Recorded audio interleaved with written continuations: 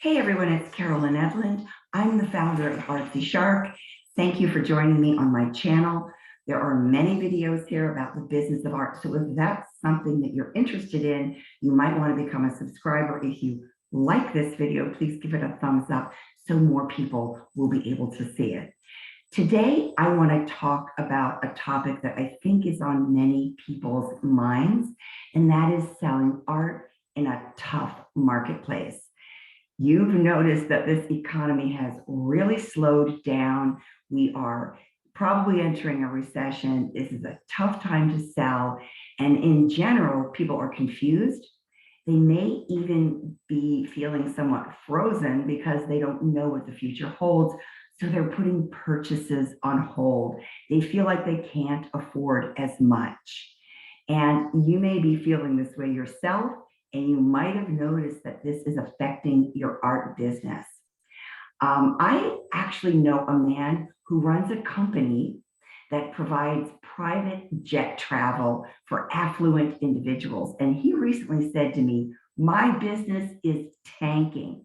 My customers are telling me that instead of renting a jet, they're going in on private jet travel with other people so that they can share the expenses. So think about that. His average customer is wealthy and they can probably still afford a jet, but they feel that they can't. They just don't want to plan on flying on a commercial flight. That's not an option. They still value the private jet experience, but they just want a way to make it cost less because they feel that they can't afford as much. And you may have some prospective customers who are thinking much the same way. They still love art, they still want quality, they still have the same taste, but they no longer feel that they have the budget to make an expensive purchase of art. So if your work is fairly high end or even somewhere in the middle where you feel like people aren't committing to that price point, there are some strategies that you can use to make it easier to make those sales. And I just want to look at a couple of them. First of all, obviously, anything that you make that's an original is still your work. You might consider smaller works. Smaller works have been popular for a while now, but if it's something that you don't do and you're working in a larger format, how could you make originals that are at a smaller size and they may be the same price per square inch, but the price point is a little more affordable? That's something you might want to explore.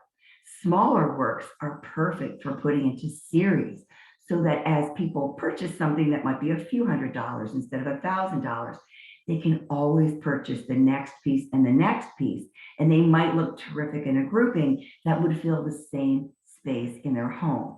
So it's just a little bit different of a way of configuring your sale. You might want to consider offering reproductions if that's something that you don't currently do. And a reproduction is still obviously a piece of your work, but it's going to be a lesser expensive option. So if you don't currently do that and it fits your business model and you're willing to sell reproductions, you might want to take a look at that. There are many art printers out there who do a terrific job. Your work could be printed on paper, it could be on canvas, wood, metal, or other substrates that look terrific.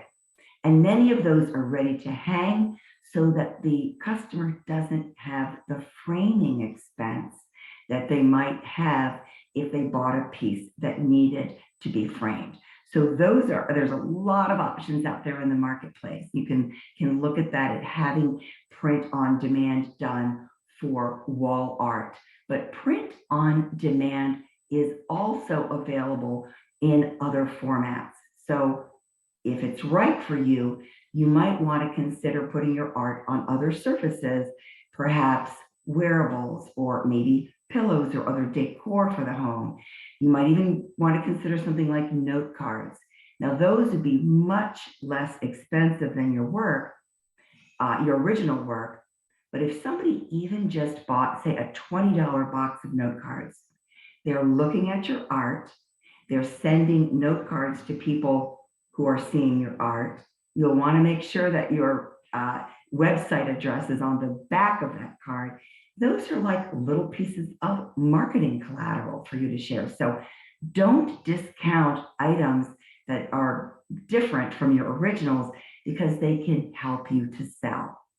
You might want to also offer personal service, and that is you speaking to the customer who's considering a purchase. They are looking at maybe buying an original. Are you offering them the chance to get on a phone call or on a Zoom call with you as the artist so that you can have that conversation with them and relate to what they're looking for by offering your recommendations? Maybe they're looking for a commission and you need to find out what is their current budget. Are you willing to work within that price point range?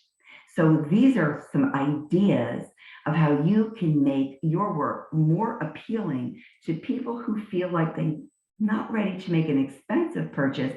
They still love art. They still want to buy what you make, but they just need a little assistance in getting over that finish line. These strategies can help you close sales that you otherwise wouldn't make. Are you using some strategies in your own business that are helping you make sales in a tough economy? If so, drop a comment in the space below and let me know what you're doing.